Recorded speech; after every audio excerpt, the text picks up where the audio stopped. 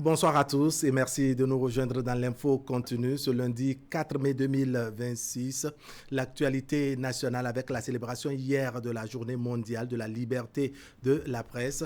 La presse nationale est à la croisée des chemins. Résilience face à l'avènement du numérique et aux enjeux du monde moderne.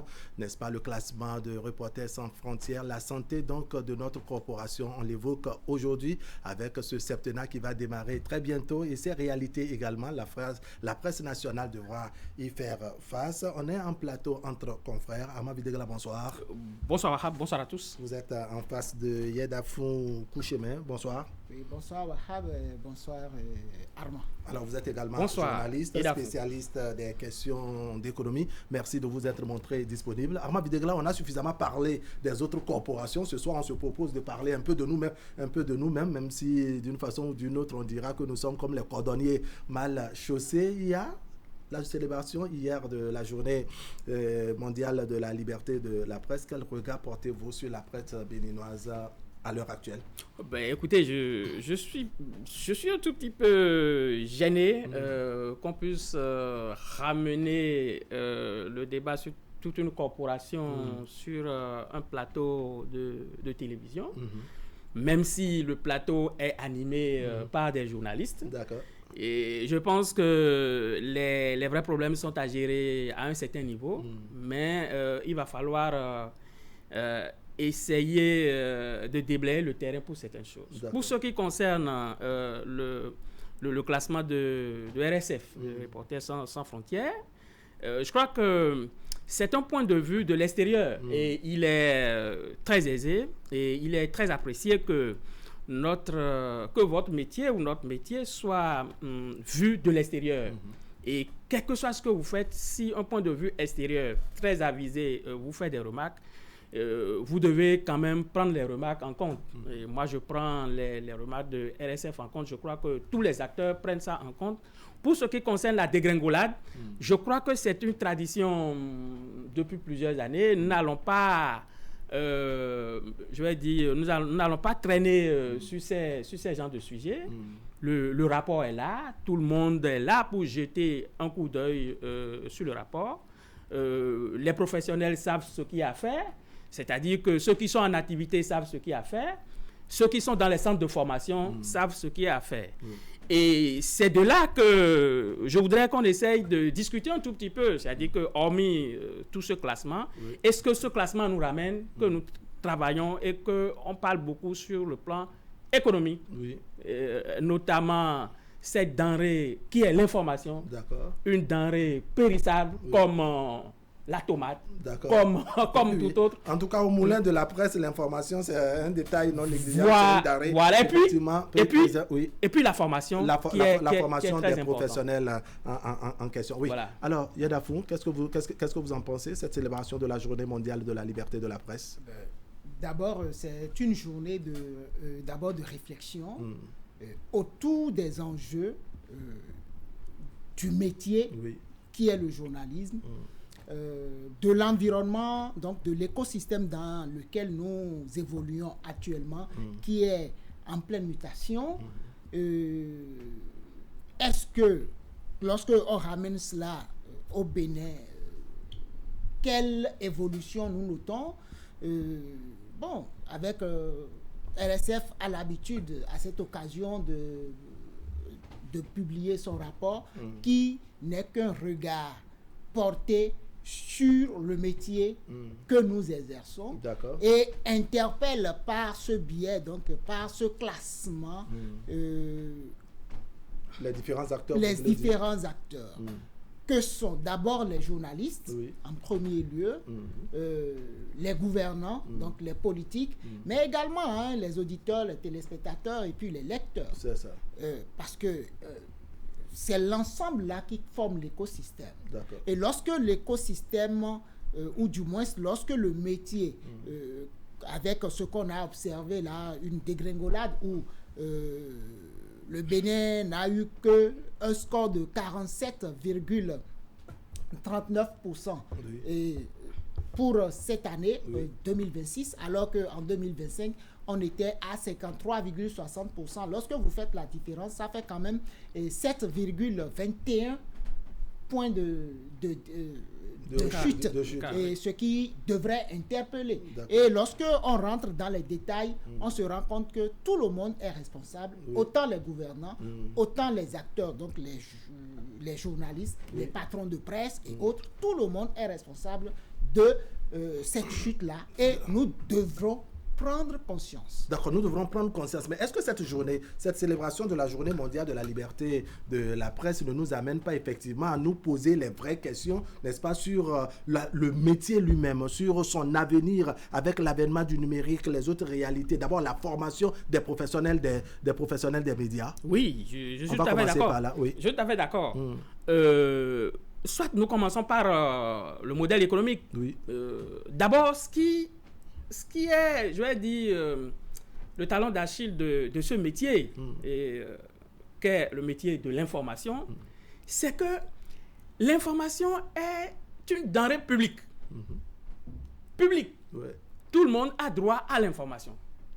Alors que derrière l'information, il y a des personnes qui travaillent l'information journalistique. Oui. L'information journalistique. Il y a des gens qui travaillent l'information. Qui traitent cette information. Voilà. Et qui l'envoient. Ces personnes sont d'une certaine catégorie. Il y a les journalistes, il y a les monteurs, de tous ordres. D'accord. Vous voyez? Et on parle de journalistes et assimilés. Et donc, tous ceux-là vivent de l'information. Mais ceux qui consomment l'information ne savent pas que ceux qui travaillent l'information vivent de l'information. C'est ça. Vous voyez ce que je veux dire? Et donc, une denrée qu'on prépare, ou une denrée que nous avons, qu'on met en boîte, en plus. Oui. En plus, hein, oui. C'est-à-dire que on parle de mise en boîte. C'est le jargon. On parle de mise en boîte. Et on met aussi une denrée en boîte. D'accord. On parle de mettre au frigo. D'accord. Pour que cette denrée-là ne périsse pas. D'accord. Vous voyez? Et on parle aussi, au niveau des denrées que nous consommons, on peut mettre ça au frigo pour que cette denrée ne périsse pas. Soit conservée. Vous voyez que nous avons sur un champ lexical de l'information, pratiquement au niveau de cette denrée-là, les mêmes mots que nous utilisons. Et donc, cette information, qui est une denrée périssable, une durée de vie de 24 heures, par exemple, dans un quotidien, l'information a une durée de vie de 24 heures. Dans un périodique, peut-être un mensuel, l'information a une durée de vie d'1 mois. Dans un hebdomadaire, l'information a une durée de vie d'une semaine. Et etc. Et donc, c'est cette denrée-là que les consommateurs consomment. Nous-mêmes aussi, nous sommes consommateurs, nous consommons. Oui. Et tout ça, autour de ça, c'est une économie agissante. Mais le problème, c'est cette denrée-là qui est publique, fait qu'il y a une certaine faiblesse. Les gens ne pensent pas que ceux-là peuvent avoir de l'argent, et peuvent se faire de l'argent. Et comment ils peuvent faire de l'argent? Tout le monde se dit, mais est-ce qu'on peut faire de l'argent? On va revenir sur la question de la formation tout à l'heure, puisque Armand Videgla abordait tout à l'heure, ou déjà la question du modèle économique des maisons de presse, il faut dire les choses ainsi. Vous en pensez quoi? Quelle lecture vous en faites? Vous pensez que ça pose problème tel que Armand Videgla le souligne? C'est le vrai problème des médias au Bénin. Ah bon? Actuellement. C'est récent ou bien c'est un problème qui date d'il y a longtemps? Ça date d'il y a longtemps, mais ce n'était pas aussi criard. L'environnement n'avait pas subi également autant de transformations. C'est ça. Au moment où nous autres, Armand et moi, on rentrait dans le métier, il y a une vingtaine d'années, les gens lisaient encore les journaux. Donc, il y avait des acheteurs. Oui. Au moins, les imprimeurs, lorsqu'on imprime, on vendait quelque chose. Les gens achetaient et lisaient pour la presse écrite. Pour la presse écrite. Il y a quelques entreprises qui faisaient passer des publicités, des communiqués et autres. Mais lorsque vous prenez les mêmes médias aujourd'hui, combien encore vont acheter les journaux? Est-ce que le numérique, l'évolution de la technologie et autres n'ont pas évolué et qui peut-être posent problème ou viennent même handicaper, enrhumer un peu la presse écrite? Le problème n'est pas dans l'évolution des modes de consommation. C'est ça. Parce que même avec le numérique, les gens n'achètent pas. C'est ça. C'est-à-dire, nous avons une denrée qu'une industrie met en place, prépare, tout à fait. mais que le consommateur consomme pratiquement gratuitement. C'est ça c'est le problème qu'il voulait soulever. D'accord. Ça veut dire qu'il y a une méthode, pour ne pas dire une formule, pour rentabiliser, pour commercialiser cette consommation qui est faite, je dirais, gratuitement. Voilà. Justement. Et c'est là qu'intervient la publicité. C'est ça. Les partenariats. Et chaque organe a son modèle. D'accord. Sous les tropiques, au Bénin, lorsque vous observez bien, presque tout le monde est calqué sur le même modèle. Il n'y a pas d'annonceur, pas d'acheteur. Donc, tout le monde n'attend que les fameux contrats de publicité, si vous voulez, ou de communication de l'État. C'est ça. Et c'est là le problème. D'accord. Dans un passé qui n'est pas aussi lointain que cela, environ 10 ans ou un peu plus, les contrats, c'était beaucoup plus consistant. Et vous avez la possibilité d'avoir plusieurs contrats avec plusieurs ministères. D'accord. Avec l'avènement du régime qui est en train de finir, première des choses, on a sorti le concept normocommunication. Et avec ça, on a suspendu d'abord les contrats, alors que le modèle de la plupart des médias était tourné vers les contrats avec l'État. D'accord. Alors, quand on prend ça comme, je dirais, difficulté au niveau des médias, comment on fait aujourd'hui? Parce qu'on ne va pas toujours rester et pleurer sur le lait renversé. On se dit, mais quand même, il faut se lever, il faut se reconstruire, ou bien il faut s'adapter aux réalités du moment. Oui, ce qu'il dit est très important. Oui. C'est-à-dire quoi? Au niveau, nous avons une presse institutionnelle. Oui. Un diagnostic de Mathusalem. D'accord. Qu'est-ce qui fait que nous avons une presse institutionnelle, des médias au niveau institutionnel? Nous l'avons hérité de notre transition du parti unique, de la révolution et tout ça, à la démocratie. À la démocratie. Et quand nous avons hérité ça, nous avons l'ORTB. Avec l'ONIP, qui étaient les seuls.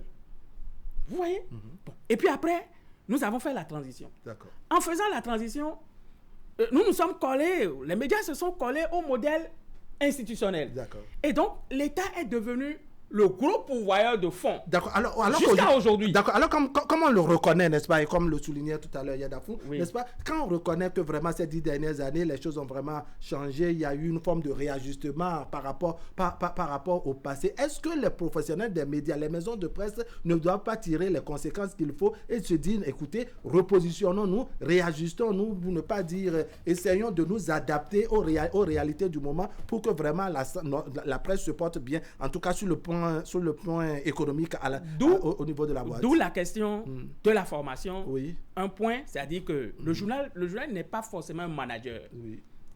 Le management de la presse, c'est un métier totalement à part. Oui. C'est pas parce que vous êtes journaliste que vous pouvez être manager de presse. D'accord. Vous voyez? Et donc, ça fait que au niveau de cette formation spécifique, il y en a, hein, il y en a dans notre pays. Même certains patrons de presse ont passé un master, quelque chose du genre.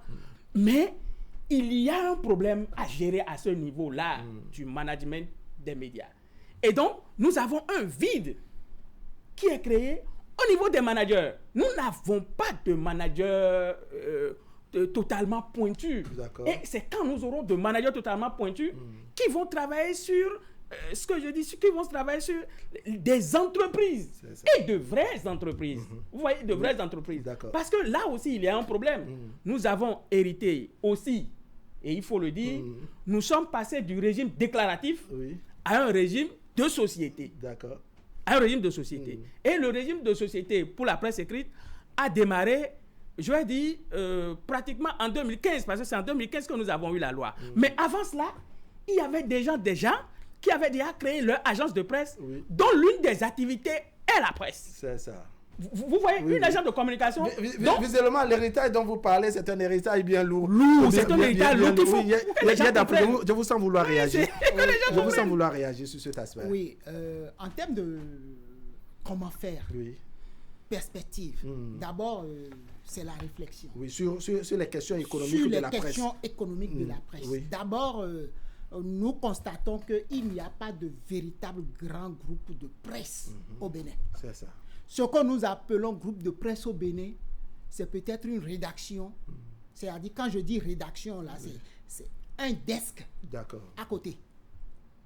Nous n'avons pas de véritable groupe de presse.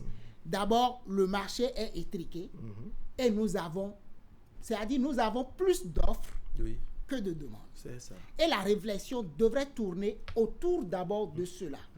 Mieux, j'ai posé un problème. Nous proposons une denrée périssable, mais que les consommateurs n'achètent pratiquement pas. Alors, ils en raffolent parce qu'ils en veulent gratuitement. Voilà. Ils en consomment gratuitement. Ils en consomment gratuitement. Et nous sommes dans un environnement où les habitudes évoluent avec la concurrence du numérique, vous voulez dire? Des réseaux sociaux. Des nouvelles technologies. Des réseaux sociaux. D'accord, des réseaux sociaux. D'abord, il fallait penser à la spécialisation. C'est ça. Mais lorsque vous finissez de vous spécialiser, c'est pour ça qu'on doit parler de la formation, forcément. Lorsque vous finissez de vous spécialiser, moi je suis spécialisé en économie, d'accord. Mais lorsque vous produisez, prenez les organes qui étaient créés, qui étaient spécialisés. D'accord. Ça n'a pas survécu. D'accord. La plupart des expériences de spécialisation ont été éphémères. On est obligé de se montrer polyvalent, de se trouver plusieurs cordes à son arc. Le consommateur raffole beaucoup plus de l'actualité liée à la politique. À la politique. Et voilà pourquoi là le problème. D'accord, je vais vous amener à écouter ce que le président de la Haute Autorité de l'Audiovisuel et de la Communication dit, parce que vous nous amenez sur un terrain, n'est-ce pas, qui permet de faire la transition. Tout à l'heure, dans mon introduction, j'évoquais combien la presse devra faire face aux réalités du septennat qui va démarrer d'ici le 24 mai prochain, n'est-ce pas. Il y a la trêve politique et autres, alors que la presse nationale, presse écrite, radio, télévision et autres ont en quelque sorte drogué, j'utilise les expressions de Édouard Locaux, président de la Haute Autorité de l'Audiovisuel et de la Communication. Donc la presse a drogué un peu les populations, les lecteurs, les auditeurs et les téléspectateurs de l'information souvent liée à l'aspect politique. On verra ce que, Édouard Locaux dit, c'est dans ce résumé que nous fait Virgile Arrodayon en ce qui concerne la célébration hier de la Journée mondiale de la liberté de la presse. Des professionnels des médias autour du président de la Haute Autorité de l'Audiovisuel et de la Communication ce 3 mai 2026.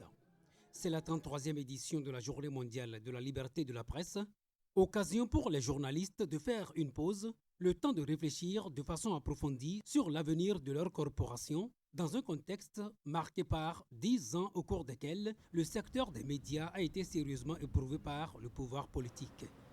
Ça n'a pas été facile. Non, je le sais. Mais vous avez tenu. Vous allez tenir encore. Nous allons tenir encore. Nous allons nous aider à tenir encore. Les moments qui s'annoncent, je lis ça déjà dans certains journaux qui voient venir.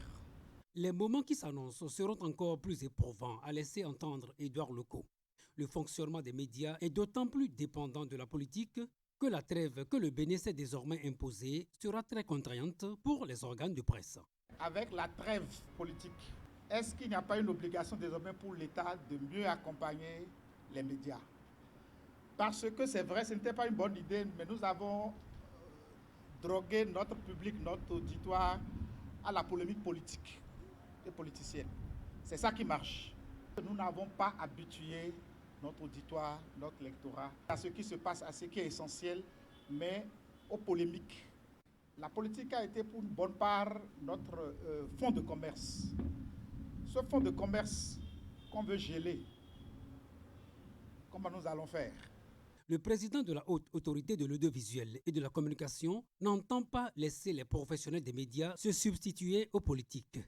Il lance cependant cette réflexion et invite l'Union des professionnels des médias du Bénin, l'ODEM et le Conseil national du patronat de la presse et de l'audiovisuel à s'y mettre avec sérieux. Mais en attendant, place aux grandes retrouvailles festives. Voilà, c'est la synthèse de la célébration hier de la Journée mondiale de la liberté de la presse. Armand Videgla, je vous ai vu vraiment bien sourire après avoir écouté le président Édouard Loko de la HAC. Votre commentaire après, je dirais, cette synthèse pour ne pas dire après ces portions de propos de Édouard Loko de la HAC. Oui, deux choses. La première, on l'avait déjà souligné ici, c'est le caractère institutionnel des médias. D'accord. Et ça fait qu'il dit que ça n'a pas été facile, que on a subi et que les médias ont subi et que ça va venir encore. Parce que qu'est-ce qui s'est passé? Donc préparez-vous encore. Voilà, qu'est-ce qui s'est passé? Il y a que l'État a resserré un tout petit peu les choses. Et comme les gens avaient des contrats avec l'État, tout le monde vivait au crochet de l'État, quelque chose s'est passé à ce niveau et il y a eu un rétrécissement. Le caractère institutionnel. C'est ça qui a fait qu'il y a eu des problèmes. D'accord. La deuxième chose, on parle de politique. Mais pourquoi parlons-nous de politique?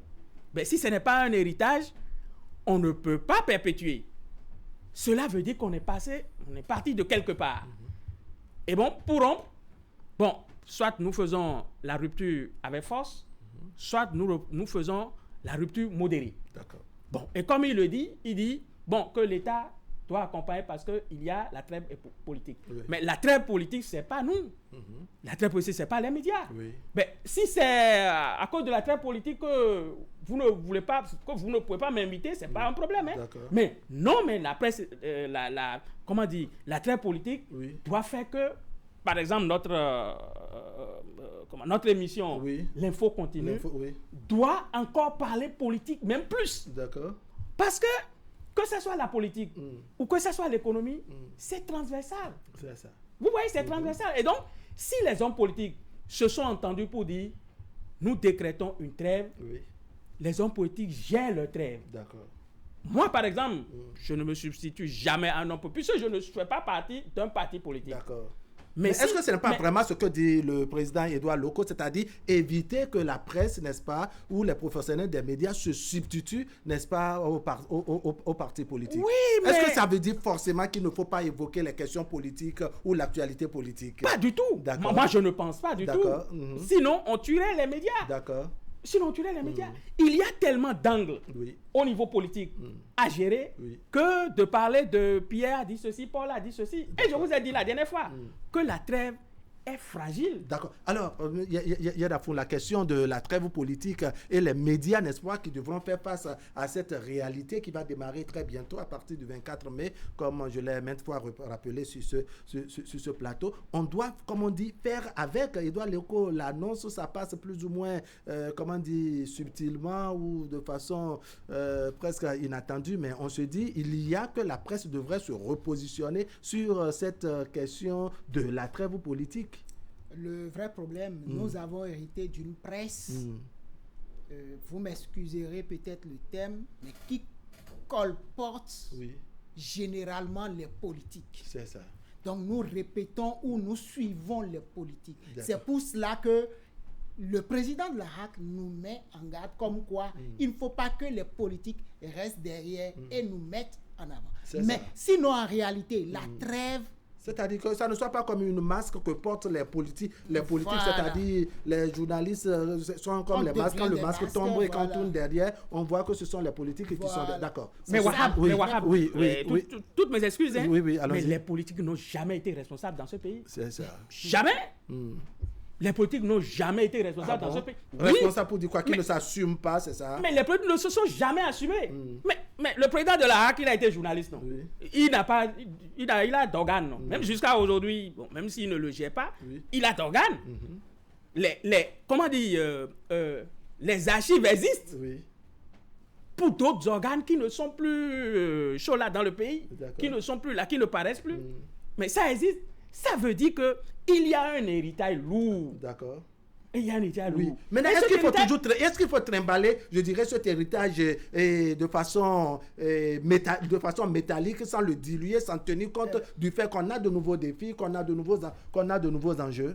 Le défi, c'est de pouvoir susciter le débat. Oui. Parce que en période de trêve, oui. cela n'empêche pas le débat. D'accord. Non, pas du tout.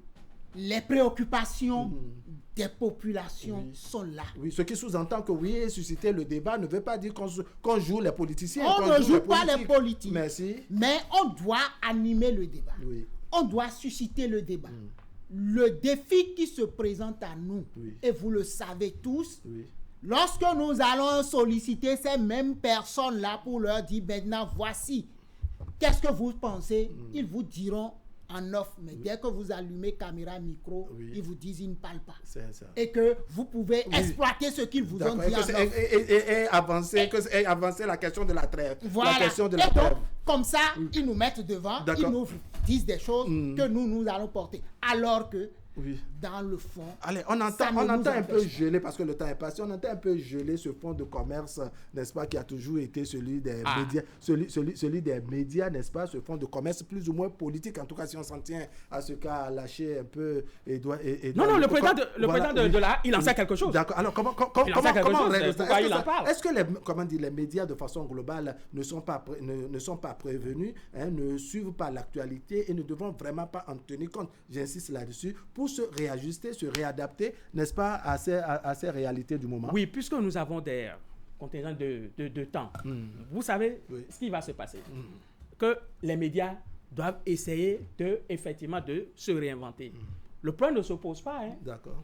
C'est juste la conférence de rédaction qui règle tout le problème que M. Edouard Loko vient de faire. C'est la conférence de rédaction qui règle tout le problème. C'est ça. Oui. Cette conférence de rédaction qui est souveraine. Et de rédaction, cette conférence de rédaction qui s'impose à tout le monde, qui est cette rencontre en tout cas, que les journalistes font pratiquement tous les jours, et ça dépend de la périodicité du média, et qu'on définit les sujets, on détermine les angles de traitement, et j'ai dit, en politique, il y a des millions d'angles. D'accord. En politique. Et ce n'est pas la trêve qui va parachever tout ça. D'accord. Oui, votre mot de conclusion. Dans cette affaire-là, il faut ausculter un peu, il faut regarder un peu les perspectives. Et le prochain pouvoir qui s'installe souhaite quand même que la presse soit un instrument de développement, et ils souhaitent également qu'il y ait spécialisation. Alors, les défis qui sont ceux du Bénin, en économie, en culture, en agriculture. Donc, s'il y a des spécialités, des spécialistes, chacun prend les angles, comme l'a dit Frétas, c'est-à-dire la rédaction décide des sujets, et donc les journalistes descendent sur le terrain. Mais un autre problème va se poser, parce que lorsque on a le sujet et qu'on veut faire du vrai journalisme, il faut les moyens. Nos rédactions ont les moyens. D'accord, ça retourne sur la question économique, n'est-ce pas, qu'on posait. Non seulement les moyens, les sources. Les sources, c'est aussi. C'est-à-dire que les sources se montrent disponibles. Parce que même si vous connaissez une source qui ne se montre pas disponible, surtout au niveau des radios et je vous prie d'initier une émission spécialement sur les sources. D'accord. Allez, on aura l'occasion. Je sens que vous avez suffisamment de choses à dire. Mais bien sûr, nous allons parler technique. Nous allons parler technique. Technique de notre métier. Nous sommes formés pour ça. Je l'avais dit, on a suffisamment parlé des autres corporations. Bien sûr. Cette fois-ci, c'est notre tour, comme on dit. Ama Videgla, merci beaucoup. Merci Wahab. Merci à tous. Merci également. Mesdames et messieurs, ce serait tout pour aujourd'hui. Merci de nous avoir suivis. L'information continue sur Canal 3 Bénin. Tout à l'heure, à 23h, vous avez la rediffusion, et demain, autour de 10h30. Allez, portez-vous bien.